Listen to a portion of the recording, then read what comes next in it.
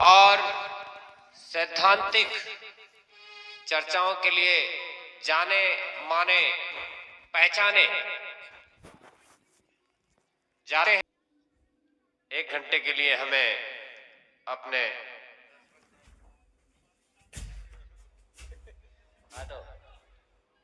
11 बजे तक चलाना। बैठेंगे बैठेंगे बैठेंगे हाँ, अपना वक्तव्य रखेंगे। एक बार जोरदार ताली से सम्मान करेंगे आदरणीय भाई गौतम जी का, और ये मंत्र उनको सौंपता हूं।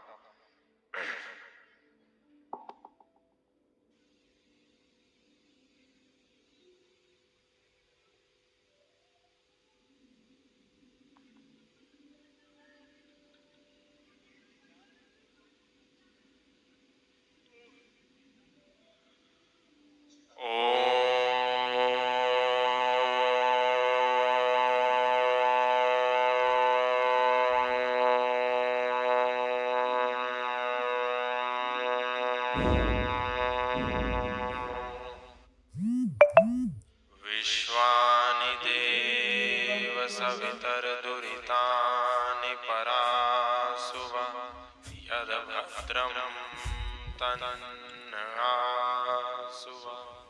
मंच पर उपस्थित आर्य जगत के समस्त विद्वत महानुभाव, इस कार्यक्रम का संचालन कर रहे आदरणीय आचार्य जी, इस कार्यक्रम की अध्यक्षता करते पूज्य स्वामी जी महाराज एवं मुझसे पूर्व आपने बहुत ही अच्छे भजन उपदेश सुने आदरणीय बहन जी के, इस कार्यक्रम के समस्त आयोजक मंडल एवं युवा समिति के समस्त कार्यकर्ता पदाधिकारी इस कार्यक्रम को बहुत भव्यता और दिव्यता के साथ मनाने के लिए अभिनंदन के पात्र हैं।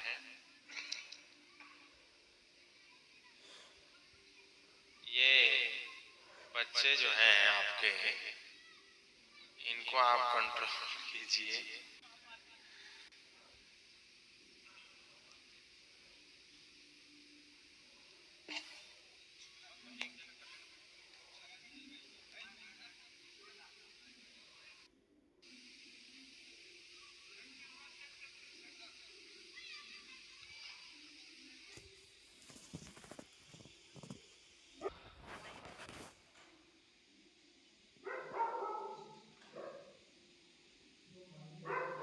इस समय सनातन धर्म पर चारों तरफ से, इसकी इको थोड़ी कम कर दीजिए, सनातन धर्म पर चारों तरफ से प्रहार हो रहा है। यदि हम इस पूरे समाज का अवलोकन करें तो बीच में सनातन धर्म है और चारों तरफ से सनातन धर्म पर विभिन्न प्रकार के धड़े फूट डालो और राज करो की नीति को अपनाते हुए सनातन में विभेद और फूट डालने का प्रयास कर रहे हैं। भारत में अंग्रेजों ने 250 साल तक राज किया और उस राज करने में जितने भी शिक्षाविद थे, उन्होंने जब इस बात का शोध किया, अध्ययन किया, तो वे सब लोग इस निष्कर्ष पर पहुंचे कि भारत में अंग्रेजों की हुकूमत का एकमात्र कारण केवल यही था कि भारत में उस समय हमारे लोगों में फूट पड़ी हुई थी। 52,000 लोग बाहर से आए और जब वे आए तो वो बहुत चुनिंदा गिनतियों पर, उंगलियों पर गिनने लायक थे, और उन्होंने भारत में आकर के भारत के लोगों को ही यहाँ पर वेतन देकर के भारतीय लोगों को हायर कर लिया, और हायर करने के बाद उन्होंने 22 करोड़ से अधिक लोगों पर अपना शिकंजा कस लिया। मुट्ठी भर लोग भारत में आए, भारतीयता को तार तार किया और हम उनके गुलाम बन गए। ये कैसे हुआ? तो इसका जितने भी लोगों ने, जितने भी शिक्षाविदों ने, जितने भी जानकारों ने, जितने भी प्रोफेसर्स ने, अध्ययनकर्ताओं अध्ययन किया तो उन्होंने इस बात के निष्कर्ष पर पहुंचे कि भारत में ये जो सारा हुकूमत, ये जो सारा कब्जा हुआ बाहर की ताकतों का, आसुरीय ताकतों का, आक्रांताओं का, उसके मूल में केवल एक ही तत्व था कि फूट डालो और राज करो। वे भारत में आते थे, भारत के लोगों में आपस में विभेद पैदा करते थे, उनको बांटते थे, भाषा के आधार पर उनको बांटा जाता था, जातियों के आधार पर, और उनमें वैमनस्य पैदा करके आपस में उनको लड़ा करके वो खुद आकर के कब्जा कर लेते थे और यहाँ पर अपनी शासन व्यवस्था चलाते थे। और उसमें से एक वस्तु, एक तत्व जो आज भी भारत के आजाद हो जाने के 70 वर्षों के बाद, यानी 7 दशक गुजर जाने के पश्चात भी जो एक तत्व आज भी सनातन धर्म के विनाश का, भारतीय संस्कृति के विनाश का सबसे बड़ा कारण है, वो है जातिवाद। और उसी जातिवाद को मिटाने के लिए भारत में तमाम तरह की यात्राएं पहले भी निकलती रही हैं और आज भी निकल रही है। लेकिन ये जातिवाद, ये छुआछूत, ये ऊंच नीच, ये भेदभाव, मैं ऊंचा हूं तू नीचा है, ये गोरा है, ये काला है, ये तेली है, ये धोबी है, ये कुर्मी है, ये कछार है, ये जो भाव है, ये जो विभेद का भाव है, हम लोगों के आपस में बटे रहने की जो बातें हैं, ये आज भी जस की तस बनी हुई है। जब हम देख रहे हैं कि पूरी दुनिया आज सनातन को मिटाने के लिए आतुर है, यदि कोई वामपंथी कोई पुस्तक लिखता है तो वो केवल और केवल सनातन धर्मी को बदनाम करने के लिए लिखता है, मर्यादा पुरुषोत्तम श्री राम के विरुद्ध लिखता है। दुनिया का कोई वामपंथी आज किसी भी इस्लामिक व्यक्ति के विषय में एक टिप्पणी नहीं लिखता। दुनिया के किसी भी वामपंथी ने आज तक मोहम्मद साहब पर एक पंक्ति नहीं लिखी, एक पुस्तक नहीं लिखी। उन्हीं वामपंथियों ने, उन्हीं कम्युनिस्ट विचारकों ने दुनिया भर की पुस्तकें मर्यादा पुरुषोत्तम श्री राम के बारे में, योगेश्वर श्री कृष्ण के बारे में, वीर हनुमान के बारे में, महादेव शिव के बारे में अनेकानेक पुस्तकें उनके दुष्प्रचार के रूप में लिखी हुई है। यानी हम एक तरफ वामपंथियों के द्वारा लिखे गए झूठे तथ्यों के शिकार हैं, दूसरी तरफ दुनिया के सारे इस्लामिक लोग, सारे इस्लामिक विचारक यदि किसी पर हमला कर रहे हैं, यदि किसी पर प्रहार कर रहे हैं, यदि किसी पर कुठाराघात कर रहे हैं, तो वो केवल और केवल सनातन धर्मी हैं। दुनिया के सारे इस्लामिक लोगों के टारगेट पर यदि कोई है तो वो केवल सनातन धर्मी है। और दुनिया के सारे ईसाई यदि किसी के ऊपर धर्मांतरण का कुचक्कर चलाते हैं, किसी की बस्तियों में जाकर के धर्मांतरण करते हैं, कन्वर्जन करते हैं, उनका धर्म परिवर्तित करते हैं, आटा बांटते हैं, चावल बांटते हैं, तो केवल और केवल सनातन धर्मियों की बस्ती में जाकर के बांटते हैं। वे कभी भी किसी मुसलमान के मोहल्ले में जाकर के अपने ईसाई मत का प्रचार नहीं करते। वे कभी भी चंगाई सभा किसी मुसलमान के मोहल्ले में जाकर के नहीं लगाते। और दुनिया के जितने भी नास्तिक लोग हैं, वे सारे नास्तिक लोग यदि किसी के होने का प्रमाण मांगते हैं तो वो केवल और केवल मर्यादा पुरुषोत्तम श्री राम के होने का प्रमाण मांगते हैं। योगेश्वर श्री कृष्ण हुए या नहीं हुए इस बात का प्रमाण मांगते हैं। वो कभी भी मोहम्मद साहब कभी हुए थे या नहीं हुए थे, अल्लाह ताला नाम का कोई अस्तित्व 7वें आसमान पर है या नहीं है, इसका वो कभी किसी से प्रमाण नहीं मांगते। यानी चारों तरफ से यदि हमला हो रहा है तो केवल और केवल सनातन धर्मी पर हो रहा है। चारों तरफ से यदि कुठाराघात हो रहा है तो केवल और केवल सनातन धर्मी पर हो रहा है। और जब किसी पर हमला होता है, किसी कौम पर हमला होता है, किसी समाज पर हमला होता है, तो वो हमला तब प्रभावी और हो जाता है जब जिस पर हमला हो रहा है वो हमलावर से ना लड़ करके आपस में लड़ते रहे, आपस में विभेद करते रहे, आपस में विद्वेष करते रहे। और वही आज हो रहा है। और इसके बीज कैसे बोए गए ये अपने आप में बड़ी रोचक जानकारी है। सन 1901 में एक व्यक्ति नियुक्त किया गया सेंसस कमिश्नर के रूप में, जिसका नाम था हर्बर्ट रेसली। उस हर्बर्ट रेसले ने सबसे पहले जातिगत जनगणना के आधार पर ये हिंदू समाज को लगभग 2378 जातियों में विभाजित कर दिया। नहीं तो ये जो जातिवाद है, जहां पर आज हमारे समाज में हम ये देखते हैं कि ये व्यक्ति ऊंचा है, ये व्यक्ति नीचा है, ये व्यक्ति बीच का है, ये बिल्कुल अधम है, ये व्यक्ति अछूत है। सनातन धर्म के एक भी ग्रंथ में कौन ऊंचा है, कौन नीचा है, कौन ऊपर है, कौन नीचे है, इसका कोई भी किसी भी ग्रंथ में कहीं भी प्रमाण नहीं मिलता। सनातन धर्म के 4 वेद है, ऋग्वेद है, यजुर्वेद है, सामवेद है, अथर्ववेद है। एक भी वेद में कहीं पर भी इस प्रकार की जातिगत व्यवस्था जो आज वर्तमान में हम देखते हैं, लगभग 6000 जातियां हैं। उस समय सन 1902 में हर्बर्ट रेसली ने 2378 जातियों का निर्माण किया और उसके बाद जब अंतिम ब्रिटिश जनगणना हुई सन 1971 में, तो ये जातियां 4114 जातियां हो चुकी थी और आज जो जातियां हैं वो लगभग 6000 हो चुकी हैं। लेकिन ये हिंदू समाज में ये जो जातियों का विवरण है, सनातन धर्म के एक भी ग्रंथ में, ना तो 4 वेद में, ना 6 दर्शन में, ना 11 उपनिषद में, ना महाभारत में, ना रामायण में, ना मनुस्मृति में, कहीं भी इन जाति का वर्णन नहीं है। क्योंकि धर्म का तो एक ही मूल है। हमारे शास्त्रों के अनुसार वेदो खिलो धर्म मूलम, धर्म का मूल वेद है। यदि ये जो जातिवाद है, जिसके आधार पर आज हमारा समाज बटा हुआ है विभिन्न धड़ों में, विभिन्न पक्षों में, विभिन्न समूहों में, यदि ये वास्तव में सनातन धर्म का अंग है तो इसका वर्णन कहीं ना कहीं किसी सनातन धर्म के ग्रंथ में तो होना चाहिए था। लेकिन आप जानकर के आश्चर्य करेंगे, एक भी सनातन धर्म के ग्रंथ में कहीं पर भी जातिवाद का कोई वर्णन नहीं है।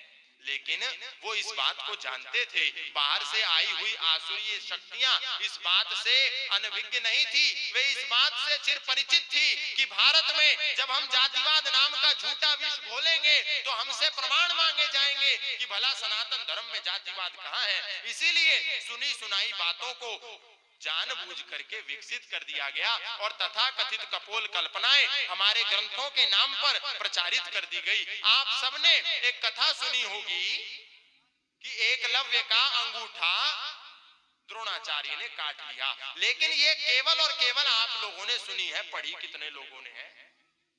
किसी ने भी उठा करके अक्षरशः ये घटना नहीं पड़ी, जिसको आज हमारे समाज में जातिवाद के रूप में, सनातन धर्म में तो कितना जातिवाद है, सनातन धर्म में तो कितना ऊंच नीच है, सनातन धर्म में तो कितना भेदभाव है। इस हथियार को बना करके हमारे भाइयों को हमारे सनातन धर्म के प्रति विद्वेष का भाव पैदा किया जाता है कि देखो ये सनातन धर्म तो कितना निकृष्ट है, यहाँ तो शूद्रों के प्रति कितना भेदभाव है, शूद्रों के प्रति कितना वैमनस्य है, शूद्रों को कितने उनके अधिकारों से वंचित रखा जाता है। तो हमारे भाई पूछते हैं कि कहां रखा जाता है, तो वो एक ही घटना को बार बार बताया जाता है कि देखो गुरु द्रोणाचार्य ने अपने एक शिष्य एकलव्य के साथ, क्योंकि वो शूद्र था, क्योंकि वो नीच था, इसीलिए उसको शिक्षा नहीं दी, उसको शिक्षा से वंचित रखा, उसको विद्या से वंचित रखा। इससे बड़ा उदाहरण जातिवाद का भला सनातन धर्म में क्या हो सकता है? लेकिन ये केवल कपोल कल्पना है, पूर्ण रूप से झूठ है। इसका कहीं भी तथ्यात्मक रूप से इस कहानी का कोई लेना देना नहीं है। वास्तव में जो भी लोग इस कथा को आधार बना करके, इस कहानी को आधार बना करके सनातन धर्म पर हमला करते हैं, वे कभी भी इस कथा को अक्षरशः नहीं पढ़े होते, उन्होंने कभी महाभारत के दर्शन भी नहीं किए होते। यदि हम महाभारत उठा करके देखें और इस घटना को ढूंढना चाहें तो हम इस बात को पाएंगे कि महाभारत में यह घटना वन पर्व में मिलती है, जहां पर एकलव्य एक व्यक्ति है, एक बालक है, जो अपने बाणों का प्रयोग करके, अपनी धनुर्विद्या का प्रयोग करके एक कुत्ते के मुंह में बाण मारता है। और जब वो बाण पे बाण मारता है तो कुत्ते का जो मुंह है वो बाणों से भर जाता है। और जब इस दृश्य को द्रोणाचार्य देखते हैं तो बड़ा आश्चर्यचकित होते हैं कि ये किसने कुत्ते के मुंह में बाण मारे और एक बूंद भी खून नहीं निकल रहा है। और जब एक एक करके वो बाण उस कुत्ते के मुंह से निकाले गए तो भी एक भी रक्त की बूंद उस कुत्ते के मुंह से नहीं निकली। और उसके बाद द्रोणाचार्य ने आश्चर्यचकित होकर के पूछा एकलव्य से कि तुम कौन हो?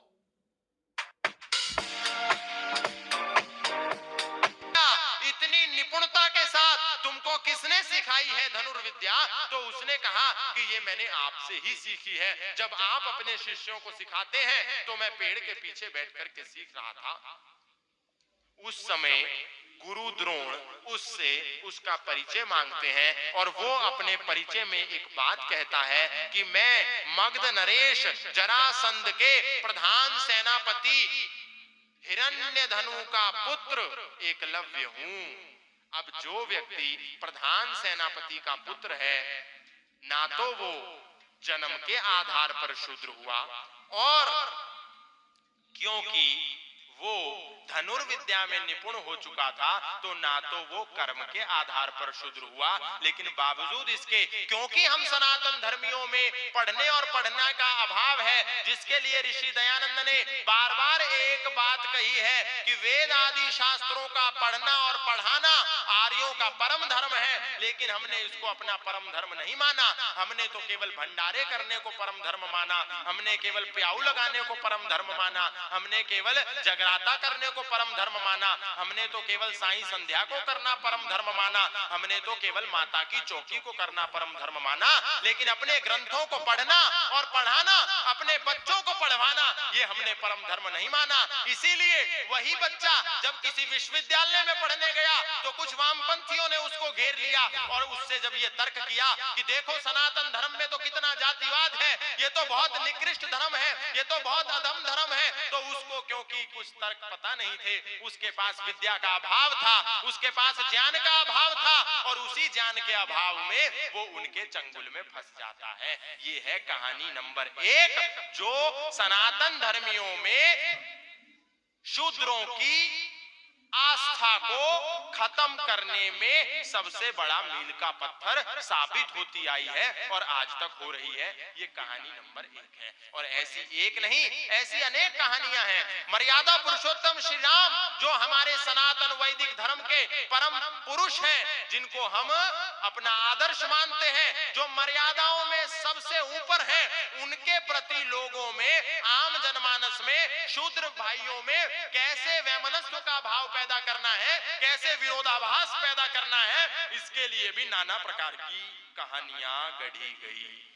और उस राम के प्रति जो श्रद्धा थी शूद्रों की, वो कैसे खत्म की जाए, उसके लिए एक कहानी उसमें झूठी घुसा दी गई और कहा कि राम, जिसको तुम मर्यादा पुरुषोत्तम मानते हो, जिसकी तुम पूजा करते हो, जिसकी तुम उपासना करते हो, जिसको तुम आरती करते हो, जिसको तुम भोग लगाते हो, वो राम तो राम नहीं, हत्यारा है, उसने तो शंभूक ऋषि को मारा है।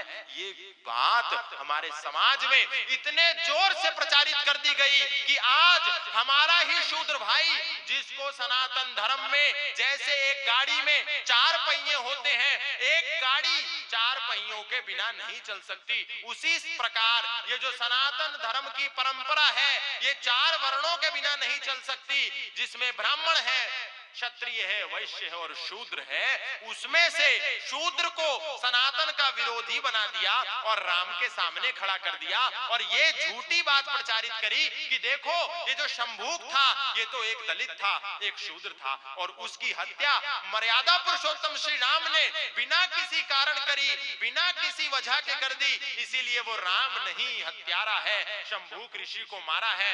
इस बात से भ्रमित होकर के आज हमारे भारत में अनेक शूद्र भाइयों ने एक हाथ में जूता उठा लिया, एक हाथ में मर्यादा पुरुषोत्तम श्री राम की प्रतिमा को उठा लिया और उससे उसकी पिटाई करने लगे, और मर्यादा पुरुषोत्तम श्री राम के चित्रों को पुतला बना करके उनको सड़कों पर दहन करने लगे, रामचरितमानस को सड़कों पर खड़े होकर के जलाने लगे, क्योंकि उनके दिमाग में जहर भर दिया गया कि देखो मर्यादा पुरुषोत्तम श्री राम के समय में ये कितनी बेकार घटना हुई कि एक राजा जब मर्यादा पुरुषोत्तम श्री राम सिंहासन पर आसीन थे, उस समय एक ब्राह्मण के बेटे की हत्या हो गई, यानी मृत्यु हो गई, असमय मृत्यु हो गई, आकस्मिक निधन हो गया। तो उस समय ब्राह्मण मर्यादा पुरुषोत्तम श्री राम के पास गया और उसने कहा कि महाराज, आपके राज्य में कोई ऐसा व्यक्ति अनधिकार चेष्टा कर रहा है जिसका उसको अधिकार नहीं है, क्योंकि स्त्री शूद्रो न धीयताम इति श्रुते, सनातन धर्म कहता है स्त्री और शूद्रों को वेद पढ़ने का अधिकार नहीं है, मंत्र बोलने का अधिकार नहीं है, यज्ञ करने का अधिकार नहीं है, मंदिर जाने का अधिकार नहीं है, संध्या करने का अधिकार नहीं है, यज्ञ करने का अधिकार नहीं है। उसके बाद भी कोई ऐसा व्यक्ति है जो आपके राज्य में अनधिकार चेष्टा कर रहा है, नियम के विरुद्ध जा रहा है, और उसके कारण मेरे बेटे की मृत्यु हो गई है। आप पता लगाइए वो कौन व्यक्ति है जो मर्यादा को लांघ रहा है। तो मर्यादा पुरुषोत्तम श्री राम कहते हैं, मेरे संज्ञान में तो ऐसी कोई घटना नहीं है। ये पूरी कहानी है जो मैं आपको बता रहा हूं, जो हमारे भाइयों को रोज सुनाई जाती है उनके समाज में जाकर के, जिससे वो राम में अपनी आस्था और श्रद्धा को समाप्त कर दें। तो मर्यादा पुरुषोत्तम श्री राम कहते हैं कि मेरे संज्ञान में ऐसा कोई घटना नहीं है, ऐसा कोई वृत्तांत नहीं है। तो वो उन पर प्रेशर देता है, उन पर बल देता है, उन पर जोर जबरदस्ती करता है कि नहीं, कुछ तो ऐसा है जो इस राज्य में हो रहा है। तो मर्यादा पुरुषोत्तम श्री राम अपने राज्य में समाज में दौरा करने निकलते हैं। तो वो दौरा करते करते जंगल में पहुंचे और वहां पर एक व्यक्ति साधना कर रहा था, ध्यान कर रहा था, परमात्मा की उपासना कर रहा था। उससे मर्यादा पुरुषोत्तम श्री राम उसका परिचय पूछते हैं। तो परिचय में पता चलता है ये शंभूक है और शंभूक एक शूद्र है। तो मर्यादा पुरुषोत्तम श्री राम उसको डांटते हैं, उसको डपटते हैं और कहते हैं कि तू एक दलित होकर के, शूद्र होकर के अनधिकार चेष्टा कर रहा है, तू परमात्मा का नाम ले रहा है, वेद मंत्र बोल रहा है, इसकी तुझे आज्ञा नहीं है, और इसके बाद भी तू ऐसा कर रहा है क्योंकि तूने ये अनधिकार चेष्टा की है। इसके कारण मेरे राज्य में एक ब्राह्मण का बेटा, उसका देहावसान हो गया समय, इसीलिए अब तुझे मृत्यु दंड दिया जाएगा। और मर्यादा पुरुषोत्तम श्री राम ने शंभूक को मार दिया। ये घटना पूर्ण रूप से झूठी है, कपोल है, कल्पित है। लेकिन हम सनातन धर्मी, क्योंकि कोई भी बात सुनते हैं सनातन धर्म के संदर्भ में, तो कभी भी उसका प्रमाण नहीं मांगते, उसका तथ्य नहीं मांगते। वो कौन से ग्रंथ के कौन से श्लोक में, कौन से मंत्र में, कौन से सूत्र में कहां कही गई है, इससे हमको कोई लेना देना नहीं होता। किसी ने आकर के हमको सुना दी तो हम वैसे सुनकर के सत्य वचन महाराज कह करके उसको वैसा ही स्वीकार कर लेते हैं। और इसी झूठी बात के आधार पर न जाने हमारे कितने शूद्र भाई हमसे कट करके अलग हो गए। और एक शूद्र यदि कम होता है, एक हमारा सनातनी भाई कम होता है, तो एक सनातनी भाई कम नहीं होता, हमारा एक शत्रु बढ़ जाता है। क्योंकि सनातन से इतर जितने भी समाज में अभी धड़े हैं, चाहे वो इस्लामिक हो, चाहे वो ईसाई हो, चाहे वो वामपंथी हो, चाहे वो नास्तिक हो, वो सारे यदि किसी पर हमला कर रहे हैं तो अंततः गत्वा सनातन धर्म पर कर रहे हैं। तो इसका तात्पर्य यह है कि एक सनातनी यदि सनातन धर्म से विमुख होगा, सनातन धर्म से टूट जाएगा, तो या तो वो मुसलमान बनेगा, या वो ईसाई बनेगा, या वो नास्तिक बनेगा, और या वो वामपंथी बनेगा। और ये सारे क्योंकि अल्टीमेटली सनातन धर्म के शत्रु हैं ही और उस पर हमला कर ही रहे हैं। तो कितना आसान हो गया आज सनातन धर्म के विरुद्ध एक लंबी कतार, एक फौज खड़ा करना। लेकिन हम इस संकट को भांप नहीं पा रहे हैं और हम आपस में आज भी लड़ रहे हैं। टूट टूट जातियों में बंटते रहे हम, कारण यही था कई सदी कटते रहे हम। बोलूंगा आज सत्य महारथी की तरह, दिनकर ने लिखी उसी रश्मि रथी की तरह। बातें कहूंगा सच्ची कोई शोक मान ले, चाहे बुराई आज तीनों लोक मान ले। जन्मा हूं इस धरा पे इसी मर्म के लिए, मरना पड़े तो मरूं वेद धर्म के लिए। अरे भूमि थी आर्यवर्त की विधान नहीं था, अफगान पाक बंगला ईरान नहीं था। गद्दार कोई है तो वो गद्दार हम ही हैं, ये हश्र जो हुआ है जिम्मेदार हम ही हैं। अरे पहले तो टूट टूट रियासत में कट गए, अब दौर ये आया तो सियासत में बट गए। हम ही बने मियां मिट्ठू और महान हो गए, छोटा सा पद मिला तो हम सुल्तान हो गए, हम ही राम कृष्ण की जागीर हो गए, कभी जाट बनिया अहीर हो गए, बामन बने बने हम ही कुम्हार बने हैं, कुर्मी कछार और हम लुहार बने हैं। स्वयं अपने धर्म से बेमेल हो गए, कायस्थ नाई पाल और बघेल हो गए, सबके सिरों पे ताजगर जाति का सजेगा। अरे मेहनत जिन्होंने की उन्हें दुत्कारते रहे, खून के प्यासों को हम स्वीकारते रहे, सबके सिरों पे ताजगर जाति का सजेगा। मुझको बताओ देश फिर ये कैसे बचेगा, कह दो कि कोई फूट प्रतिवाद नहीं है, मेरे धर्म में कोई जातिवाद नहीं है, कह दो कि यहाँ कोई छुआछूत नहीं है, सनातन में कोई भी यहाँ अछूत नहीं है। अरे वेदों की परंपरा को निभाओ तो सही, मिलकर सभी भगवा के नीचे आओ तो सही। हम लोग अपने शत्रुओं से जो निरंतर सनातन धर्म पर हमला करते हैं, जो निरंतर सनातन धर्म को समाप्त करने का प्रतिदिन संकल्प लिए हुए हैं, हम उनसे भी नहीं सीखते। कि आप देखिए कि एक दुनिया में कहीं टिप्पणी होती है मोहम्मद साहब के संदर्भ में, तो दुनिया के सारे मुसलमान देश, सारे इस्लामिक देश एक छत्र के नीचे आ जाते हैं। वो भूल जाते हैं कि कौन अहमदी है, कौन बरेलवी है, कौन कुरैशी है, कौन मुरादाबादी है और कौन पसमानदा है। सारे भेदों को भुला करके दुनिया के सारे मुसलमान कुरान की रक्षा के लिए, इस्लाम की रक्षा के लिए, मोहम्मद साहब की रक्षा के लिए और अल्लाह ताला की रक्षा के लिए अपने सारे फिरकों को, सारे विभेदों को किनारे रख करके एक चांद सितारे वाले हरे झंडे के नीचे आ जाते हैं। लेकिन जब हम पर हमला होता है तो हम एक नहीं होते। हम ये कहते हैं कि अभी दलित की हत्या हुई है, ये बामन का मामला है, ये बनिए का मामला है, ये कुर्मी का मामला है, ये कछार का मामला है, ये तो जाट का मामला है, ये तो गुजर का मामला है। हम कहते हैं अपने अलग अलग गुटों में बटे रहते हैं और इसीलिए आज जो हमारा पतन है इसका सबसे बड़ा कारण यही है कि आज कोई भी खड़े होकर के हमारे धर्म ग्रंथों को सड़क पर जला देता है। ये जो जातिवाद है इसको जानबूझ करके फ्रेम किया गया, जानबूझ करके हमारे ग्रंथों में घुसाया गया, लेकिन हमने इसको रोका नहीं, इस पर हमने प्रतिकार नहीं किया, इसका हमने खंडन नहीं किया, अपितु इसको हमने बड़े गर्व से स्वीकार कर लिया, ये जानते हुए भी कि ये जातिवाद नाम का विष कहीं पर भी हमारे सनातन धर्म में नहीं है। हाँ, केवल इतना तो जाति के विषय में सनातन धर्म में आता है, समान प्रसवात्मिका इति जाति, जिन लोगों का, जिन प्राणियों का प्रसव करने का तरीका, बच्चा पैदा करने का तरीका, रिप्रोडक्शन का तरीका एक समान होता है, वो एक जाति के लोग होते हैं। जैसे मनुष्य का संतति पैदा करने का जो प्रोसेस है वो एक प्रकार का है, गाय का एक प्रकार का है, कुत्ते का एक प्रकार का है, पक्षी का एक प्रकार का है। ऐसा कहीं पर भी नहीं होता कि कोई जाट का बच्चा 6 महीने में पैदा होता हो और ब्राह्मण का बच्चा 9 महीने में पैदा होता हो, गुर्जर का बच्चा 3 महीने में पैदा होता हो।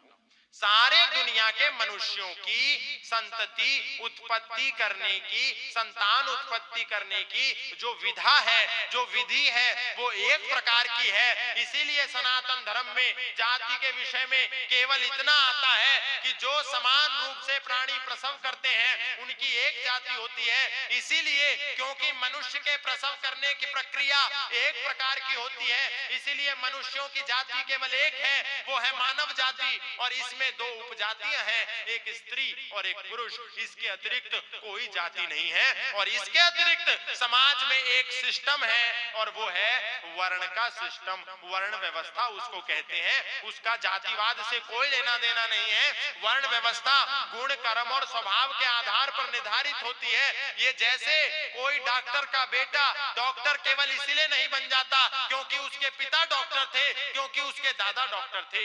एक व्यक्ति को यदि डॉक्टर बनना है तो उसके लिए इतना पर्याप्त नहीं है कि उसके पिता डॉक्टर थे तो वो भी डॉक्टर होगा। डॉक्टर के बेटे को डॉक्टर बनने के लिए नीट की परीक्षा पास करनी पड़ती है। नीट की परीक्षा पास करके एमबीबीएस का, बीएमएस का या बीडीएस का जो कोर्स है उसको पूरा करना पड़ता है। उसके बाद एक व्यक्ति डॉक्टर बनता है। यानी वो डॉक्टर कोई बनता है तो गुण, कर्म और स्वभाव के आधार पर बनता है। जन्म के आधार पर दुनिया में कोई डॉक्टर नहीं बनता। किसी को इंजीनियर बनना है तो उसको जेई का एग्जाम देना पड़ेगा, उसको बीटेक करनी पड़ेगी, एमटेक करनी पड़ेगी, उसके बाद वो इंजीनियर बनेगा। उसके पिता बीटेक थे, एमटेक थे, इतने मात्र से वो इंजीनियर नहीं बन सकता। किसी को यदि प्रोफेसर बनना है तो उसके पिता, उसके दादा प्रोफेसर थे, इतने मात्र से कोई प्रोफेसर नहीं बन सकता। प्रोफेसर बनने के लिए उसको किसी विषय में बीए करना पड़ेगा, बीएससी करना पड़ेगा, एमए करना पड़ेगा, एमएससी करना पड़ेगा, पीएचडी करना पड़ेगा, नेट का एग्जाम देना पड़ेगा, टेट का एग्जाम देना पड़ेगा। उसके बाद ही वो प्रोफेसर बन सकता है। जन्म के आधार पर कोई प्रोफेसर नहीं होता। और इसी प्रकार किसी को वकील बनना है तो उसके पिता ने एलएलबी, एलएलएम करी, इतने मात्र से वो वकील नहीं हो सकता। वकालत करने के लिए वो योग्य नहीं हो सकता, एलिजिबल नहीं हो सकता, कैपेबल नहीं हो सकता। किसी को यदि वकालत करनी है, वकील बनना है, तो उसके जो एलिजिबिलिटी क्राइटेरिया है, उसकी जो योग्यता है, उसका जो मानक है, उस पर खरा उतरना पड़ेगा। उसके बाद कोई वकील बन सकता है, वकालत कर सकता है। इसी प्रकार से सनातन धर्म का भी एक विधान है, जन्मना जायते शूद्रः संस्कारात् भवेत् द्विजः वेद पाठात् भवेत् विप्रा ब्रह्म जानाति इति ब्राह्मणा। जन्म से प्रत्येक व्यक्ति शूद्र होता है, कर्म से वो द्विज बनता है। यानी एक जन्म एक व्यक्ति का उसकी मां के गर्भ से होता है, लेकिन दूसरा जन्म उसका विद्या का जन्म होता है। द्विज वो अपने कर्म से बनता है, वो योग्यता से बनता है, गुण से बनता है, स्वभाव से बनता है। ये जो हमारी वर्ण व्यवस्था थी, ये गुण, कर्म, स्वभाव के आधार पर थी।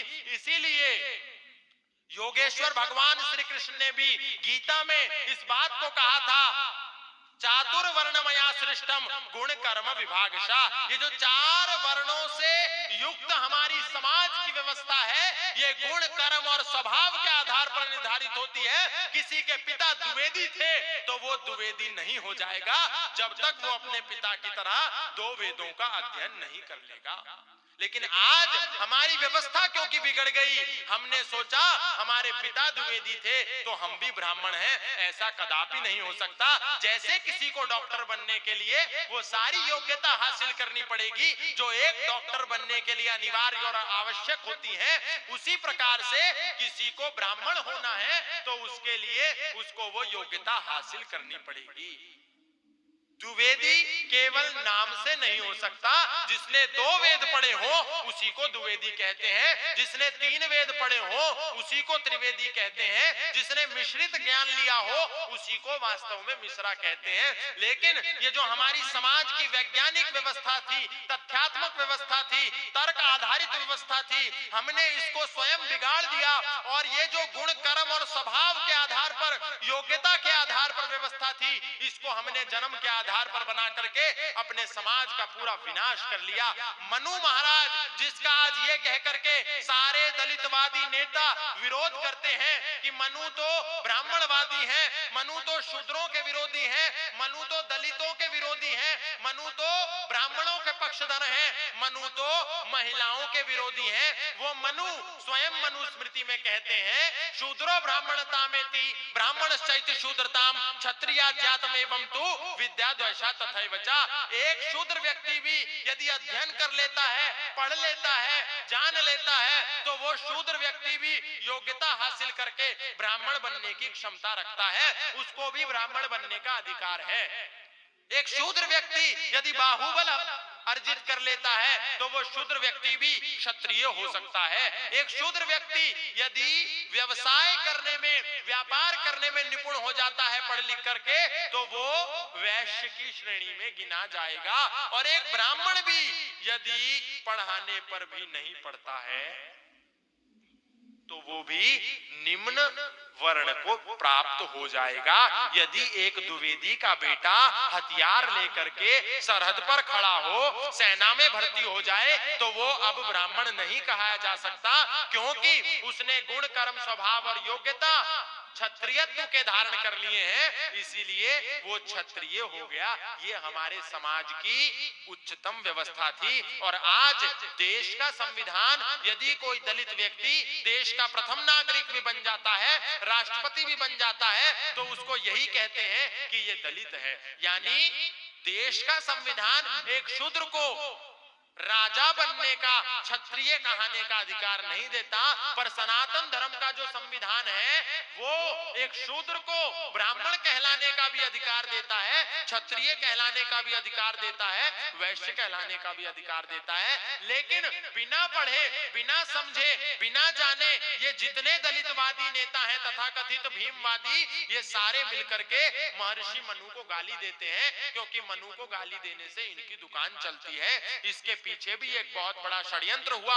आज मनु को गाली देना बहुत आसान है, मनु पर आक्षेप करना बहुत आसान है, मनु पर लांछन लगाना बहुत आसान है, लेकिन मनु को पढ़ना उतना ही अनिवार्य है और उतना ही कठिन भी है, क्योंकि पढ़ना कोई चाहता नहीं, बिना पढ़े सब नेता बनना चाहते हैं।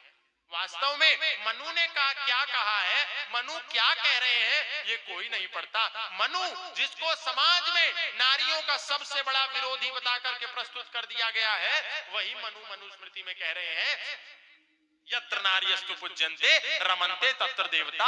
नारियों की जहां पूजा होती है, नारियों का जहां सम्मान होता है, वहां देवता निवास करते हैं। लेकिन क्योंकि बाहर से आए हुए आक्रांता इस बात को जानते थे, और आज से लगभग 2000 वर्ष पूर्व चंद्रगुप्त मौर्य के काल में मेगास्थनीज नाम का एक यात्री आया, उसने इंडिका नाम की एक पुस्तक लिखी। ये आज जितने भी लोग सनातन धर्म का विरोध कर रहे हैं, सनातन धर्म में छुआछूत, ऊंच नीच, भेदभाव, इस बात को परिलक्षित करना चाहते हैं, ये नहीं जानते कि बाहर से आए हुए यात्री कभी भी सनातन के बारे में जानबूझ करके कोई तारीफ नहीं करेंगे, वो जो लिखेंगे वो सच ही लिखते हैं। इसीलिए मेगास्थनीज जब आज से 2000 वर्ष पूर्व भारत आया, तो उसने इंडिका नाम की एक पुस्तक लिखी। उस पुस्तक में उसने लिखा कि भारत में ऐसी व्यवस्था है कि यहाँ पर किसी के साथ भी भेदभाव नहीं होता, जैसे मेरे देश में होता है। यानी मेगास्थनीज कह रहा है कि उसके देश में उस समय भी भेदभाव था, लेकिन भारत में जब वो आया तो उसको यहाँ पर भी किसी भी मानव और मानव के बीच भेदभाव नहीं दिखा। इसीलिए सनातन धर्म में, सनातन धर्म के मठों में, सनातन धर्म के मंदिरों में, सनातन धर्म के संस्थानों में प्रतिदिन सुबह सबसे पहले एक नारा लगाया जाता है, धर्म की जय हो, अधर्म का विनाश हो, प्राणियों में सद्भावना हो और विश्व का कल्याण हो। सनातन धर्म दुनिया का एकमात्र ऐसा सिद्धांत है, वेद का सिद्धांत है, जो कहता है प्राणियों में सद्भावना हो। दुनिया के जितने भी मत हैं, पंथ हैं, संप्रदाय हैं, वे सब अपनी प्रशंसा करते हैं, अपनों के साथ रहने के लिए कहते हैं, अपने में ही सामंजस्य बिठाने के लिए कहते हैं, और ये कहते हैं कि जो हमारे सिद्धांत से सहमत ना हो उसको समाज में उसकी या तो हत्या कर दो, उसको समाप्त कर दो, उसको मिट्टी में मिला दो, उसको दंडित कर दो। लेकिन सनातन कहता है प्राणियों में सद्भावना हो। मनुष्य और मनुष्य में तो सद्भावना हो ही, लेकिन मनुष्य में और पशु में भी सद्भावना हो। इसीलिए हमारे सनातन धर्म में हम लोग घर की विशेष रूप से माताएं जब सबसे पहले रोटी बनाती हैं तो वो गाय के लिए निकाल देती हैं, अंतिम जब बनाती हैं तो कुत्ते के लिए निकाल देती हैं, छत पर पक्षियों के लिए पानी रख देती हैं, मछलियों के लिए आटा निकाल देती हैं, और घर में किनारों किनारों पर चींटियों के लिए दाना रख देती हैं। ये प्राणियों में कैसे सद्भाव हो, हम में और किसी भी प्राणी में सद्भाव हो, इसका सबसे बड़ा अप्रतिम उदाहरण यदि कोई है तो वो केवल और केवल सनातन धर्म है।